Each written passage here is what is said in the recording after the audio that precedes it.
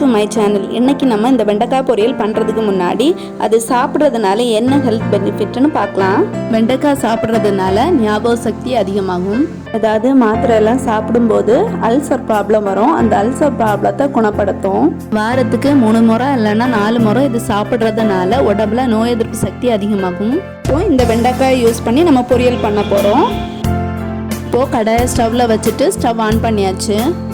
இப்போ 1 இல்லைன்னா 1.5 ஸ்பூன் அளவுக்கு தேங்காய் எண்ணெய் ஊற்றிக்கலாம்.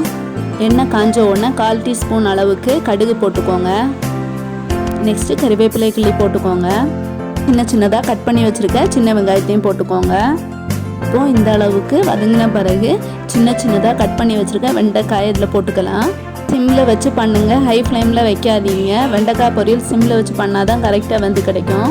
இப்போ இதை நல்லா கிளறி விட்டாச்சு. இப்போ இது கூட 1/2 ஸ்பூன் மஞ்சத்தூள் போட்டுக்கோங்க. 1/2 ஸ்பூன் மிளகாய் தூள் போட்டுக்கோங்க. தேவையான அளவுக்கு உப்பு போட்டுக்கோங்க. இப்போது இதையெல்லாம் நல்லா மிக்ஸ் பண்ணி விடலாம். இப்போது நான் இந்த பொரியலுக்கு தேங்காய் போட போகிறேன். உங்களுக்கு விருப்பம் இருந்தால் தேங்காய் யூஸ் பண்ணுங்கள், இல்லைன்னா இதை ஸ்கிப் பண்ணிக்கோங்க. இப்போது அதுக்கு மிக்ஸி ஜார் எடுத்துக்கலாம். மிக்ஸி ஜாரில் 2 பல் பூண்டு போடுறேன். அடுத்தது ஒரு கைப்பிடி அளவுக்கு தேங்காய் போடுறேன். இப்போ இது கூட கொஞ்சோண்டு சீரகம் சேர்த்துக்கோங்க.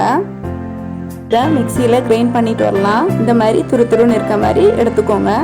இப்போது அரைச்ச தேங்காயை இதில் மிக்ஸ் பண்ணிக்கோங்க.